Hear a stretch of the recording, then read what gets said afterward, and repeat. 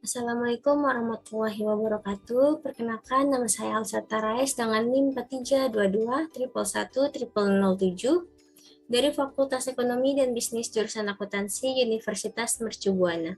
Pada video kali ini, untuk memenuhi tugas ujian akhir semester mata kuliah Kewirausahaan 1, saya akan mempresentasikan terkait kelayakan bisnis yang akan saya bangun, yaitu bisnis yang bergerak dalam bidang kuliner dengan nama usaha Steak Cheesy Al's.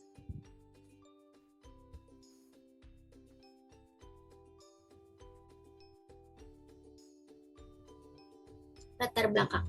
Sebelum membahas lebih dalam, kita harus mengetahui apa itu studi kelayakan bisnis. Studi kelayakan bisnis adalah suatu kegiatan penilaian yang dilakukan untuk menentukan apakah bisnis tersebut layak atau tidak layak untuk dijalankan. Penilaian tersebut mencakup 7 aspek. Yang pertama itu aspek hukum, aspek lingkungan, aspek ekonomi dan bisnis, aspek pasar dan pemasaran, aspek teknik dan teknologi, aspek manajemen dan SDM, dan yang terakhir ialah aspek keuangan.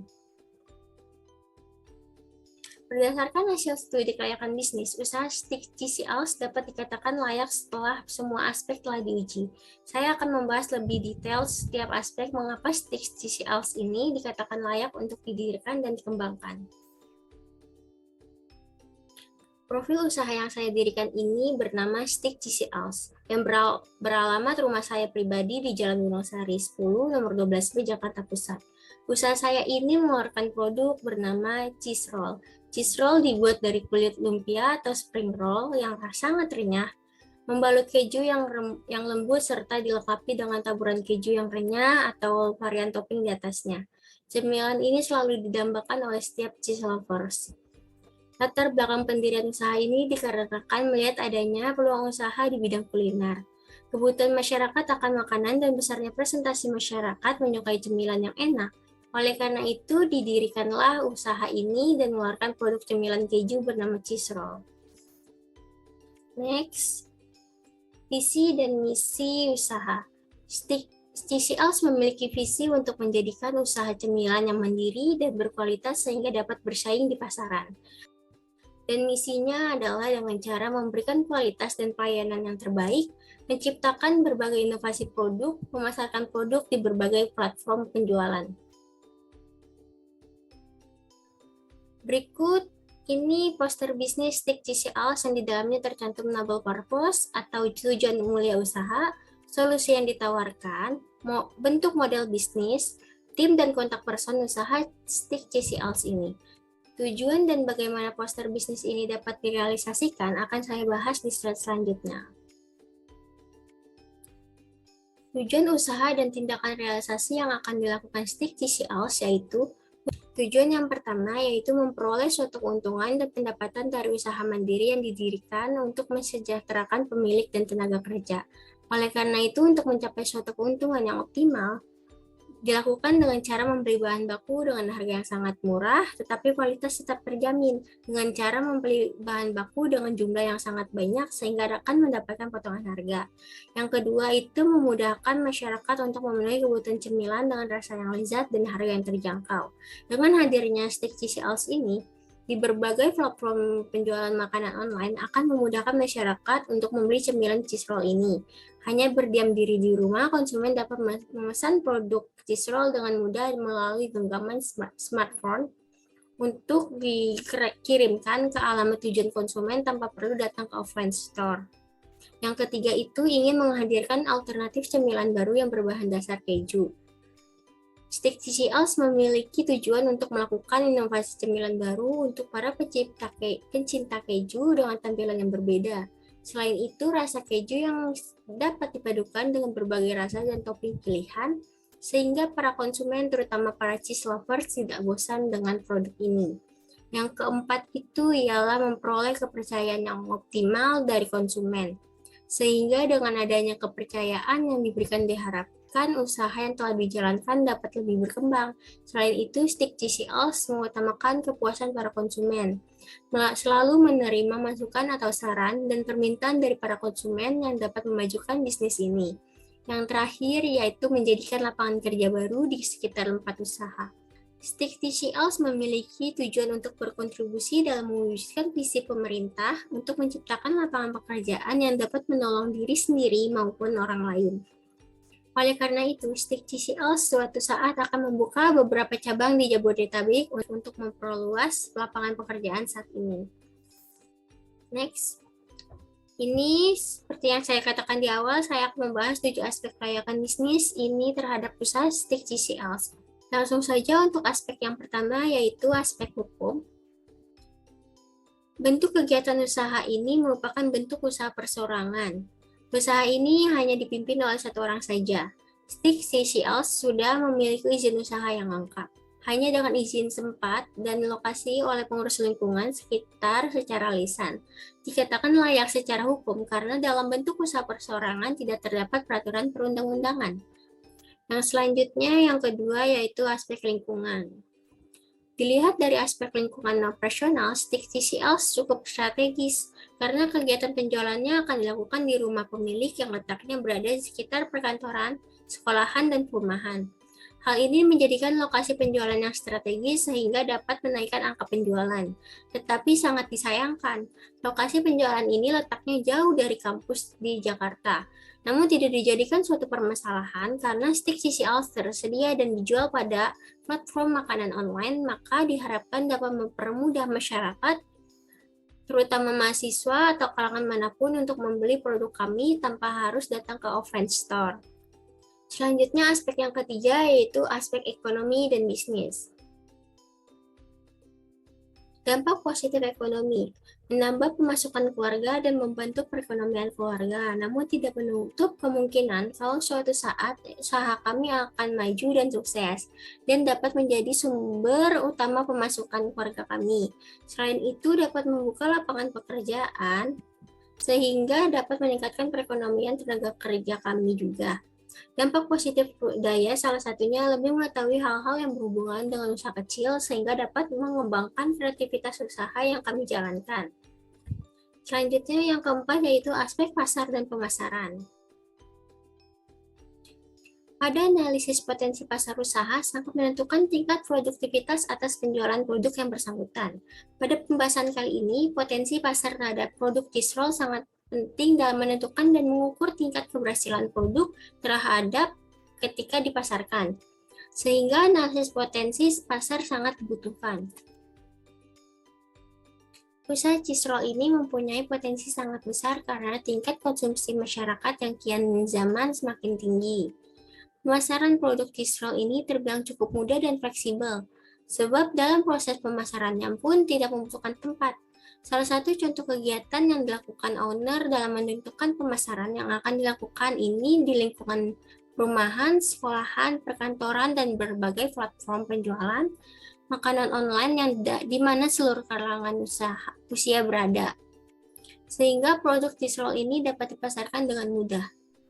Dalam analisis persaingan antar produsen, yang berorientasi pada usaha makanan Tisrol terbilang cukup banyak dan tinggi. Dari riset yang telah dilakukan sebesar 3-5 usaha yang telah berbisnis di bidang yang sama. Sebab bahan baku yang diperlukan dan cara membuat makanan ini pun cukup mudah didapatkan. Analisis market share, segmentasi, atau pasar yang dibidik oleh usaha Stick TCL ini sudah sesuai dengan penempatan lokasi atau area yang ditetapkan, yaitu tergantung pada penempatan lokasi yang tidak memiliki tempat usaha namun tetap bisa berjalan dengan lancar.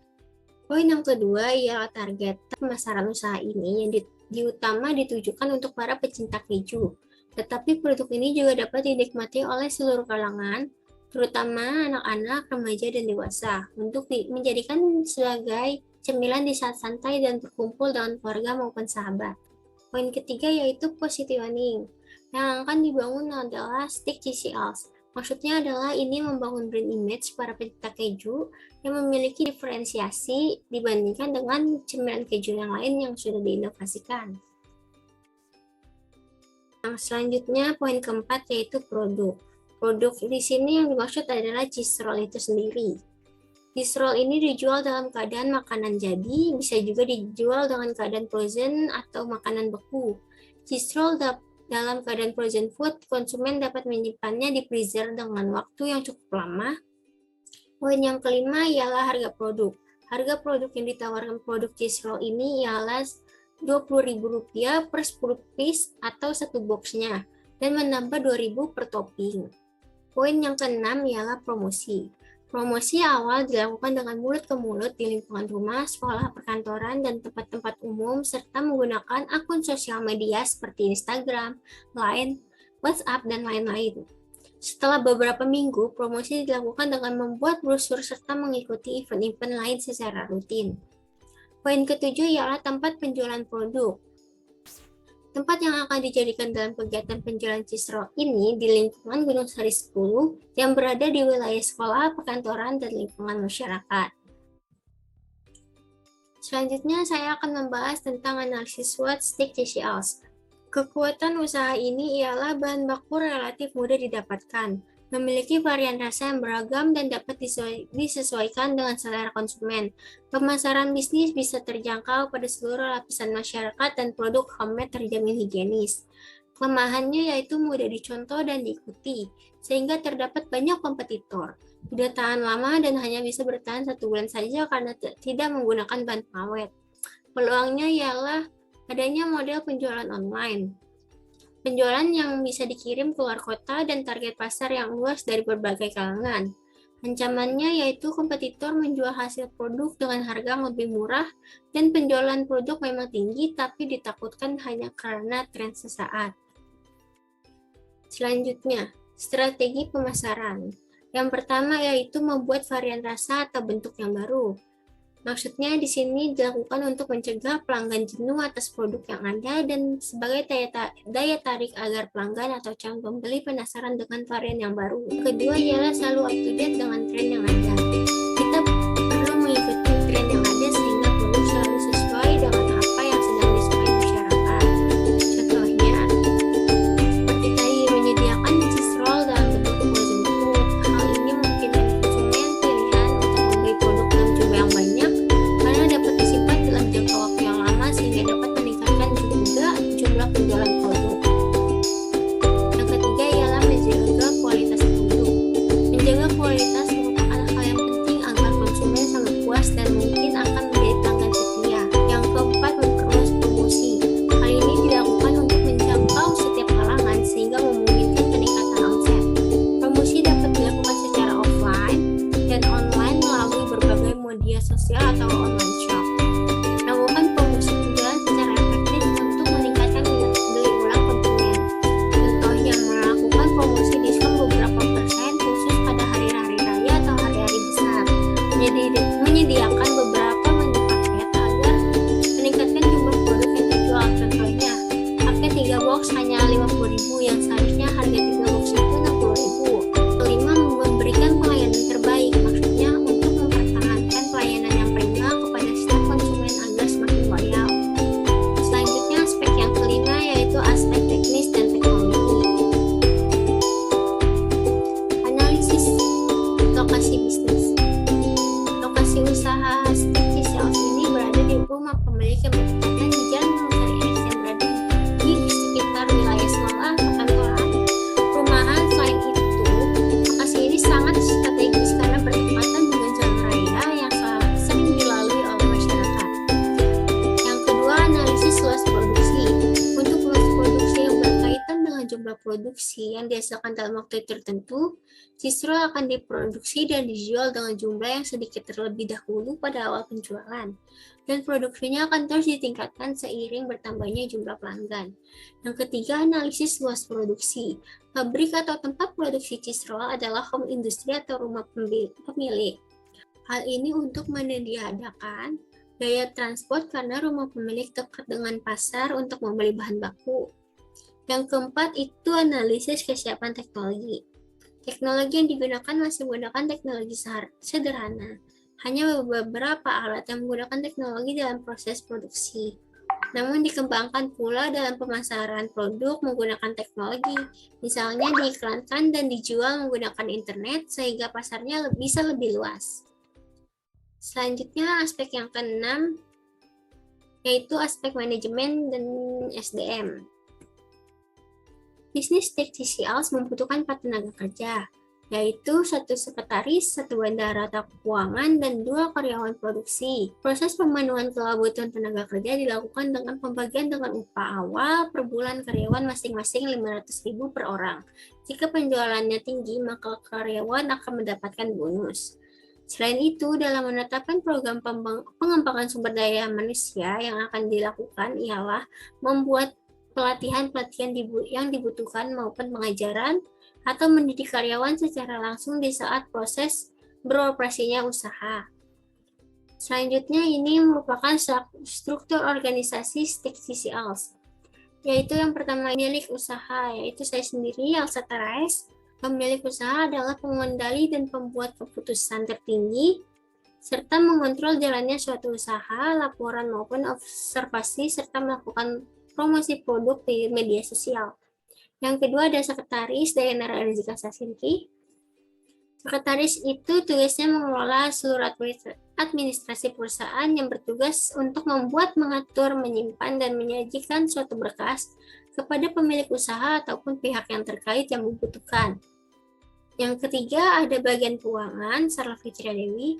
Keuangan bertugas mengelola seluruh keuangan masuk dan keluar perusahaan yang bertugas dalam perbendaharaan, anggaran, dan membuat laporan arus kas atau penjualan yang akan dilaporkan kepada pemilik atau pihak yang terkait yang membutuhkan. Posisi yang terakhir ialah karyawan. Karyawan bertugas mengelola seluruh kegiatan pemrosesan CISRO, membantu juga melakukan promosi dan melakukan penjualan kepada customer. Yang terakhir yaitu aspek ketujuh, aspek keuangan. Sumber pendanaan ini merupakan rincian modal usaha, yaitu modal sendiri. Selanjutnya ada biaya peralatan. Biaya peralatan ini diperkirakan memiliki umur ekonomi sekitar 4 tahun. Selanjutnya merupakan rincian biaya bahan baku yang dibutuhkan untuk 1 bulan dan ditargetkan untuk penjualan 4.000 piece CISRO atau sekitar 400 box sebesar Rp2.415.000. Selanjutnya ada rincian biaya perlengkapan yang dibutuhkan untuk 1 bulan juga, yang ditargetkan penjualan 4.000 piece CISRO sekitar 400 box sebesar Rp600.000. Rincian biaya operasional sebesar Rp2.300.000. Di sini biaya transportasi tidak ada karena sumber bahan baku dekat dengan tempat usaha. Selanjutnya ini merupakan total analisis kebutuhan yang sebelumnya saya tunjukkan dengan total keseluruhan Rp9.815.000 per bulannya. Dan ini merupakan analisis arus kas masuk. Di sini terdapat biaya penyusutan dari investasi dan laporan laba rugi per tahunnya sebesar Rp30.939.525.